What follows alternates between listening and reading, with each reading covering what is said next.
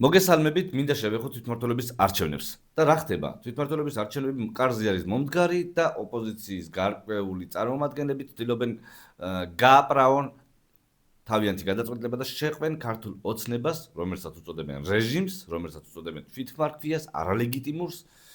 ესე იგი, ჩვენმა პარტნიორებმა, რა თქმა უნდა, ქართველი ხალხის დამსახურებით, ესე ვიტყვი, იმ ადამიანების დამსახურებით, ვინც ქუჩაში დღე-დაღამ ათენებს, მათი დამსახურებით ქართული ოცნება არ ცნო ლეგიტიმურად.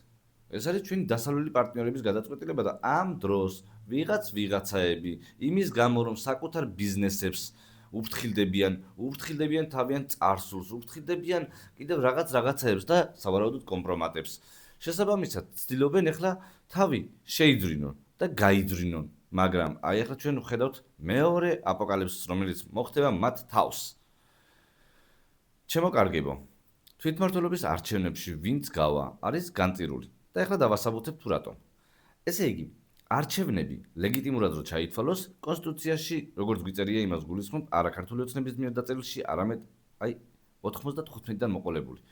10% თუ კი მივა არჩევნებზე, მოსახლეობის 10%-ზე მაქვს საუბარი. არჩევნები ლეგიტიმურად ითვლება.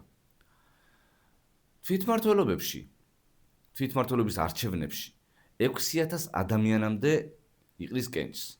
ანუ 6000 ადამიანის უკან რამდენი ადამიანი დგას კიდევ თქვენ წარმოიდგინეთ და პლუს 60000-მდე არის დასაქმებული. შესაბამისად, ძალიან მარტივად მოაგროვებს ქართული ოცნება იმ 10%-ს, რაც მისცემს კონსტიტუციის მიხედვით ლეგიტიმაციას. თქვენ, პატივცემულები, რომლებიც აპირებთ გასვლას თვითმმართველობის არჩევნებში, გეტყვით, რატომ ვერ მოიგებთ. იმ ფონზე, როდესაც ოპოზიცია მთელი რესურსი ჩადო, ტელევიზიებმა არ იქა ხალხს მთელი ამბები შეპირდნენ, რომ ვერანაირად ვერ გაყალბდება, ვერანაირად ვერ იქნება ფარულობა დარღვეული და თქვენი ხმა აუცილებლად იქნება დაცული. ამ დროს ჩვენ ვნახეთ, რომ არც არაფერი არ ყოფილა დაცული მათ მიერ. ყველაფერიც გაყალბდა, ყველაფერიც დაირღვა. არა მარტო საარჩევნო უბანზე გარეთ ყალბდება, ჩემოკარგებო, კიდევ არჩევნები. მოსყიდვები.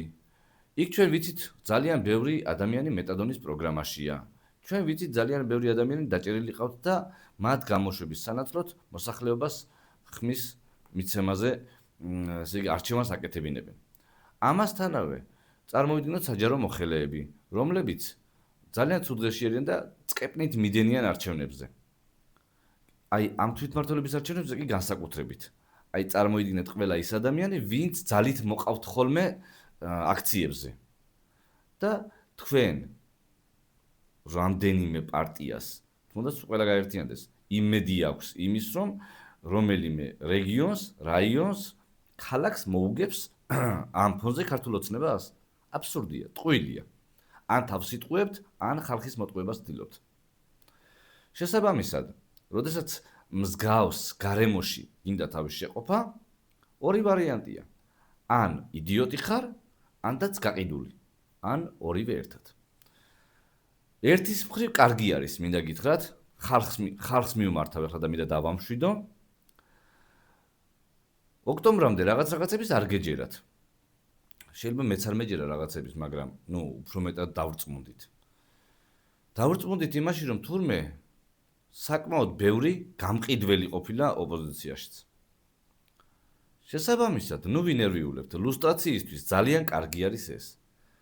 დაიწყება ერთით, გაგრძელდება მეორეთი და ვნახოთ სადამდე შეტოპავენ. აი, სექტემბერში თვითმმართველობის არჩევნებისთვის მე ვფიქრობ, ყველა ერთად გამოიყრება გარეთ იქედან. შესაბამისად, ვინერვიულებთ, წინ კიდევ ბევრი საქმე გვაქვს გასაკეთებელი, ნიჰილიზმი გვერდით გადავდოთ, ყველამ გამოაჩინოს თავისი თავი, ვინ არის. ასე რომ, საქართველო აუცილებლად გაიმარჯვებს ქართველი ხალხის ბრძოლა და ჩვენ ვიბრძვით გამარჯვებამდე.